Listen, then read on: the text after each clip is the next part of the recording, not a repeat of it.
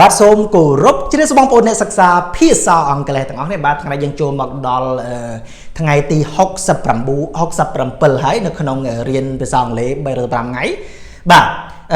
ពាក្យនេះគឺតើតើនៅក្នុងពាក្យសម័យកូវីដហើយខ្ញុំសូមជម្រាបបងប្អូនថាពាក្យទាំងអស់នេះសុទ្ធតែជាពាក្យសំខាន់ហើយចាំបាច់បំផុតដែលបងប្អូនអ្នកសិក្សាភាសាអង់គ្លេសយើងត្រូវតែចេះ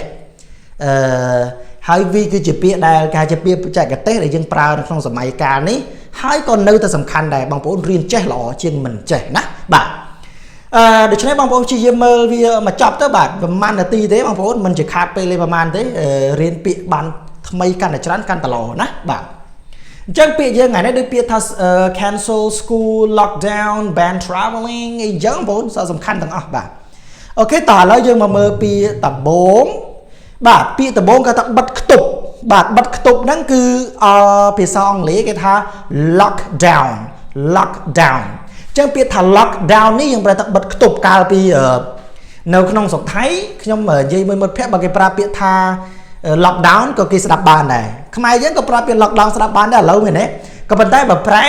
តាមរដ្ឋាភិបាលយើងបកប្រែគេប្រើពាក្យថាបិទខ្ទប់តែខ្ញុំច្រឡំអានេះអានតែបិទខ្ចប់វិញបងប្អូនបាទបិទខ្ចប់តែពេលអត់បិទខ្ទប់ណាបិទខ្ទប់អូខេគេអានថា lockdown អញ្ចឹងយើងមើលឃ្លាឧទាហរណ៍មួយគេថាម៉េចភ្នំពេញ and តាខ្មៅ are under lockdown now អញ្ចឹងភ្នំពេញ and តាខ្មៅវាជាប្រធានអញ្ចឹងវាស្មើអាយើងប្រើពាក្យ under lockdown ឬក៏ in lockdown ក៏បានតែយើងទេណាតែខ្ញុំជ្រើសរើសយកការប្រើ under lockdown អូខេភ្នំពេញ and តាខ្មៅ are under lockdown now ប្រថាម៉េចភ្នំពេញហើយនឹងខេត្តតាខ្មៅគឺកំពុងតែស្ថិតនៅក្រោមការបិទខ្ទប់នាពេលបច្ចុប្បន្ននេះភ្នំពេញ and តាខ្មៅ are under lockdown now អូខេបាទអត់ចេញតាណារួចទេចេញញ៉ៃហ្នឹងផ្ដៅឡើយបាទបាទអូខេបាទអញ្ចឹងយើងមើលមួយទៀតគេហៅថាហាម5ពាក្យថាហាម5នេះក្នុងទីនេះគេប្រើពាក្យថា ban ពាក្យថា ban នេះបើសិនជាឧទាហរណ៍ថានៅក្នុងថ្នាក់រៀនជាក្នុងអនឡាញរបស់ខ្ញុំបើសិនជាកូនសិស្សណាមួយគាត់បករឿងបញ្ហាច្រើនខ្ញុំ ban គាត់ចេញពីក្រុមចេញពីថ្នាក់រៀនបានអញ្ចឹងន័យថាបដិញគាត់ចេញពីបន្ទប់រៀនក៏បានហាមគាត់មិនឲ្យចូលវិញក៏បានអាហ្នឹងគេហៅថា ban អូខេហាម5ហាមឃាត់អញ្ចឹងបងប្អូនបាទ ban គាត់ចេញពីប្រទេសមួយមិនឲ្យចូលប្រទេសវិញគេថា ban អូខេអញ្ចឹងឧទាហរណ៍ we are banned from gathering in a large group អញ្ចឹងពាក្យថា we are banned កន្លែងនេះយើងនឹងត្រូវរងអំពើបានន័យថារដ្ឋាភិបាលគាត់ ban យើងអញ្ចឹង we are banned from gathering in a large group យើងប្រើថាយើងទាំងអស់គ្នាត្រូវបានហាម5 from នេះបើជាធម្មតាជា preposition យើងប្រើថាអំពីតែកន្លែងនេះយើងមិនអាចប្រើថាអំពីបានទេយើងប្រើថាហាម5ហើយប្រើពាក្យថាមិនឲ្យចោះណា we are banned from gathering in a large group យើងប្រើថាយើងត្រូវបានហាមឃាត់មិនឲ្យ gathering បែរតែជួបជុំប្រមូលផ្ដុំហ្នឹងគេថា gathering ណាមិនឲ្យមានការប្រមូលផ្ដុំ in a large group នៅក្នុងក្រុមធំក្រុមចំនួនប្រមាណដែលគេហាម5មិនឲ្យជួបជុំនេះជាក្រុមណាអាហ្នឹងគេថាជួបជុំជាក្រុមអូខេអញ្ចឹង we are banned from gathering in a large group យើងប្រែថាយើងត្រូវបានហាមឃាត់មិនឲ្យប្រមូលផ្ដុំគ្នានៅក្នុងក្រុមធំអូខេចំនួនច្រើនអញ្ចឹងណាបាទពាក្យមួយទៀតគេហៅថារឹតបន្តឹងចរាចរណ៍បាទពីមុនដំបូងយើងធ្វើចរាចរណ៍បានតាមសេរីមែនទេកាលណាដែលមានកូវីដវាគេហៅថា break out ណាបាទវាផ្ទុះឡើងក៏យើង restrict traveling យើងចាប់ផ្ដើម restrict វារឹតបន្តឹងណាបងប្អូន restrict តែរឹតបន្តឹង traveling ការធ្វើដំណើរចរាចរណ៍អញ្ចឹង restrict traveling យើងប្រែថារឹតបន្តឹងចរាចរណ៍ restrict traveling alright មកឃ្លាមួយទៀតឧទាហរណ៍គេថាម៉េច the government restricts traveling to limit the transmission of a virus អញ្ចឹងឡើយនេះប្រែថាម៉េច the government ប្រែថារាជរដ្ឋាភិបាល restrict traveling បានរឹតបន្តឹងការធ្វើចរាចរណ៍ to កន្លែងនេះមិនមែនប្រែទៅកាន់ទេប្រែថាដើម្បីស្មើនឹងពាក្យថា in order to alright អញ្ចឹង the government restricts traveling to limit the transmission of virus យើងថាម៉េច រិះរដ្ឋាភិបាលបានរឹតបន្តឹងការធ្វើចរាចរណ៍ដើម្បី limit ប្រទប់ស្កាត់ណាកំណត់ឬក៏ទប់ស្កាត់ឥឡូវខ្ញុំប្រែទប់ស្កាត់ចោះទប់ស្កាត់នៅ the transmission ពាក្យថា transmission យើងប្រែរៀនរួចហើយកាលពីវីដេអូមុនយើងប្រែថាការឆ្លង transmission ការឆ្លងនៃរោគនៃ virus នៃរោគនៃមេរោគគឺមេរោគ COVID-19 អញ្ចឹងកន្លែងនេះយើងប្រែសរុបមកថា the government restricts traveling to limit the transmission of virus យើងប្រែថារដ្ឋាភិបាលបានរឹតបន្តឹងការធ្វើចរាចរណ៍ដើម្បីទប់ស្កាត់នៅការឆ្លងនៃមេរោគអូខេបាទហើយមកឃ្លាមួយទៀតគេហៅថាការដាក់ដាច់ដោយឡែកបាទការដាក់ដាច់ដោយឡែកហ្នឹងគឺគេហៅថា isolation ហ្នឹងវាខុសពី quarantine មិនបងប្អូនបាទisolation នេះគឺដាក់ដាច់ដោយឡែកនៅពេលណាដែលបុគ្គលម្នាក់បានឆ្លងឬក៏ធ្វើតេស្តវិជ្ជមានមេរោគ COVID-19 ហើយយើងឲ្យគាត់ដាក់នៅក្នុង isolation នៅក្នុងការដាច់ដោយឡែកបានន័យថាគាត់បានឆ្លងរួចហើយយើងដាក់គាត់ដាច់ដោយឡែកពីគេអាហ្នឹងគេហៅថា isolation ហ្នឹងទៅបងប្អូនបាទឧទាហរណ៍ថាម៉េចI tested positive for COVID-19 so I have to be in isolation អញ្ចឹងពាក្យថា to be in isolation យើងប្រែថាស្ថិតនៅក្នុងការដាក់ដោយឡែកដាក់ដាច់នៅដោយឡែកអញ្ចឹងកន្លែងនេះ I tested positive យើងប្រែថាខ្ញុំបានធ្វើតេស្តឃើញថាវិជ្ជមានរោគ COVID-19 so ដូច្នេះហើយ I have to be in isolation ខ្ញុំចាំបាច់ត្រូវតែស្ថិតនៅក្នុងការដាក់ដាច់ដោយឡែកឬក៏យើងប្រែថាខ្ញុំចាំបាច់ត្រូវតែនៅដាច់ដោយឡែកប្រែអញ្ចឹងក៏បានដែរអូខេបាទ Okay I tested positive for COVID-19 so I have to be in isolation អូខេបាទមកឃ្លាមួយទៀតគឺការធ្វើចតាល័យស័កបាទដោយសារតែអានេះខ្ញុំពិបាកអានបន្តិចពាក្យនេះអានេះយើងអានថាស្រអក quarantine អញ្ចឹងអានេះ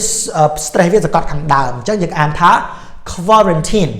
ខ្ញុំពីមុនខ្ញុំអានផ្សេងណានេះអានថា quarantine អូខេ quarantine បាទការធ្វើចតាល័យស័កបាទនៅនេះ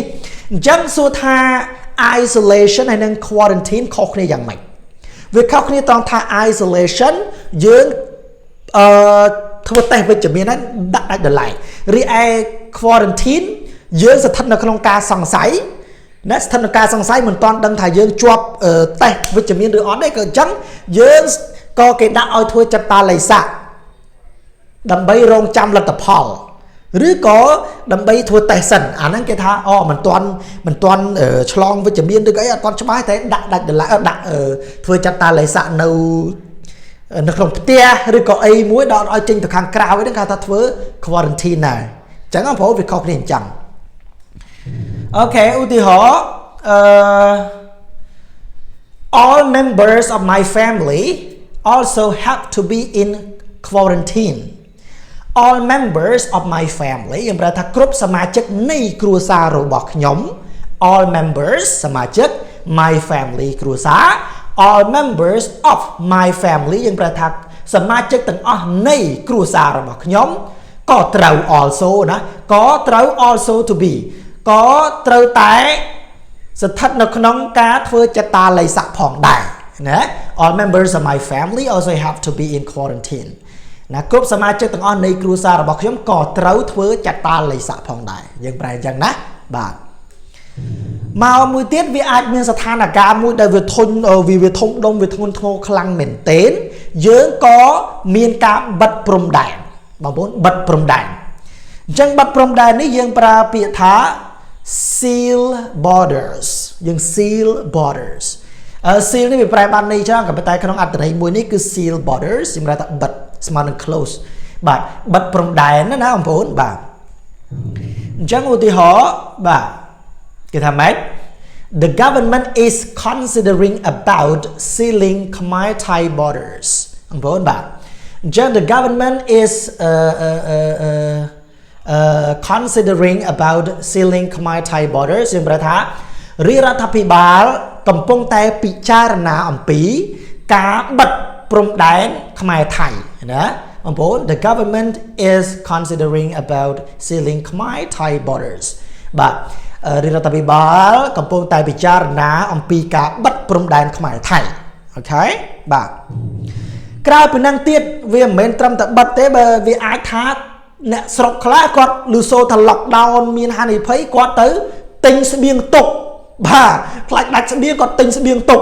អាការទិញស្បៀងទុកហ្នឹងគេហៅថា stock up on groceries បងប្អូន stock up on groceries ប្រែថាទិញស្បៀងទុក fresh បើវិញអញ្ចឹងគេថា stock up on groceries អូខេបាទឧទាហរណ៍គេថាម៉េច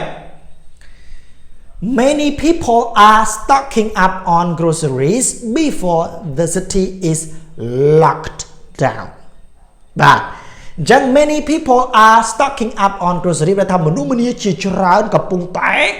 គេហៅថាដុតដៃដុតជើងនៅក្នុងការទិញស្បៀងទុកណាបាទយប៉ែនេះអត់ទេយប៉ែនេះគេទិញស្បៀងទុកឯង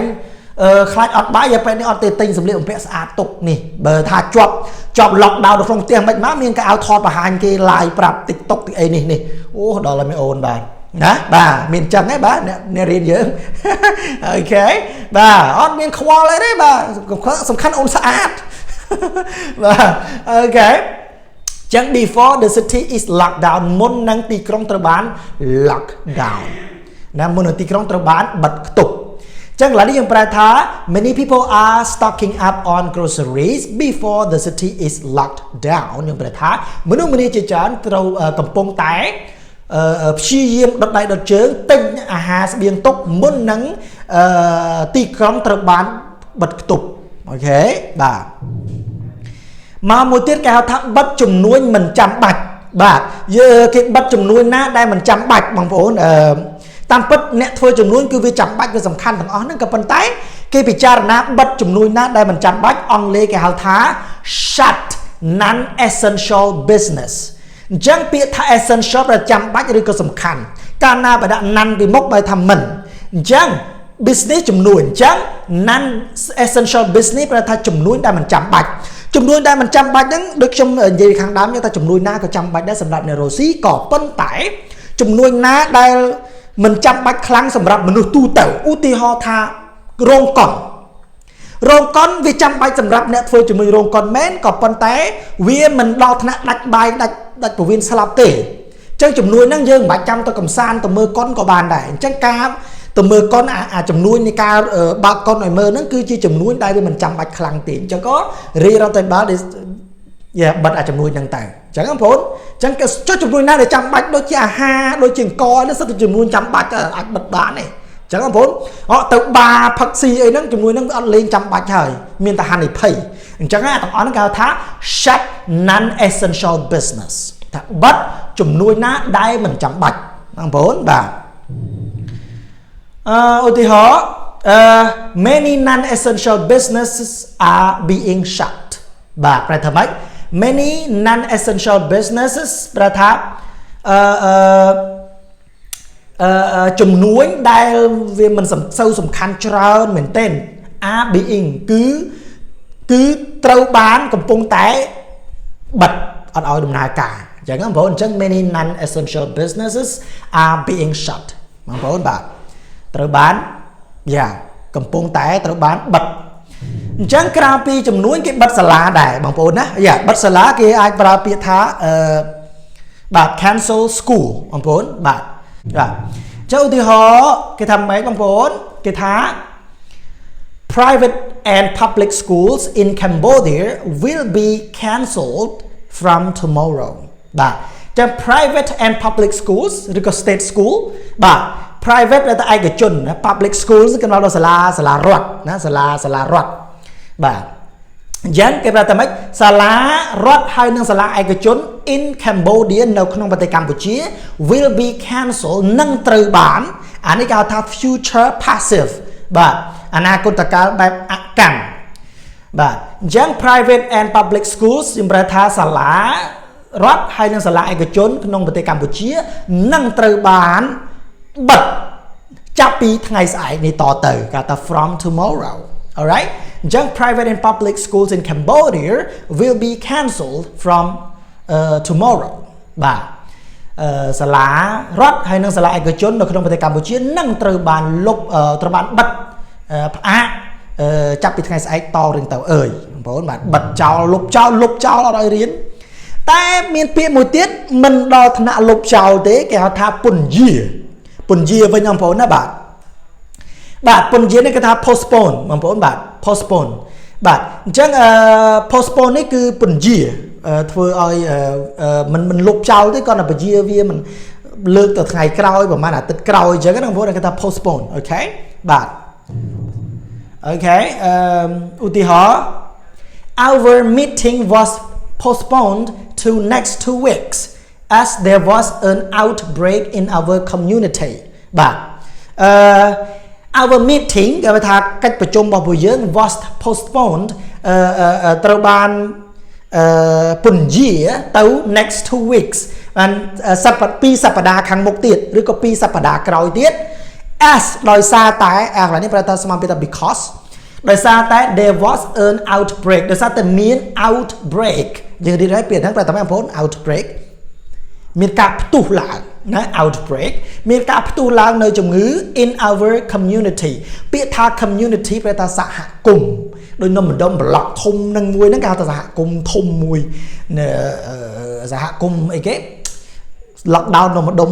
ស្អីទេបងប្អូនបាទនំពេញបងប្អូននំពេញកន្លែងណាដែលផុសផ្ទុះឡើងណាបងប្អូនខ្ញុំអត់ចាំឈ្មោះទេអាហ្នឹងគេហៅថា community បាទអញ្ចឹងឡើយខ្ញុំប្រែថាម៉េច our meeting was postponed to next 2 weeks as there was an outbreak in our community យើងប្រែថាកិច្ចប្រជុំរបស់ពួកយើងត្រូវបានពន្យាទៅកាន់2សប្តាហ៍ក្រោយដោយសារតែមានការផ្ទុះឡើងនៅមេរោគនៅក្នុង our community នៅក្នុងសហគមន៍របស់យើងអូខេបាទពាក្យមួយទៀតគេថាគ្រប់គ្រងបាទគ្រប់គ្រងហ្នឹងអត់បបាក់ទេគឺ control គ្រប់គ្រងស្ថានភាពអីមួយគេថា control គ្រប់គ្រងវាអត់ឲ្យកើតឡើងបាទអញ្ចឹងwe must join hands together to control the spreading of COVID-19 ចឹងប្រែថាម៉េច we must យើងត្រូវតែ join hands ពាក្យថា join hands ប្រែថាសហការខ្មែរយើងវាមានពាក្យមួយថាស្រក់ដៃគ្នាឬក៏ចាប់រួមដៃគ្នាតែមានពាក្យស្រក់ដៃដូចយើងដាក់ស្រក់ទៅសឡដាំយកបាយទៅវត្តទេស្រក់គេប្រើពាក្យស្រក់ដៃឬក៏រួមដៃគ្នាណា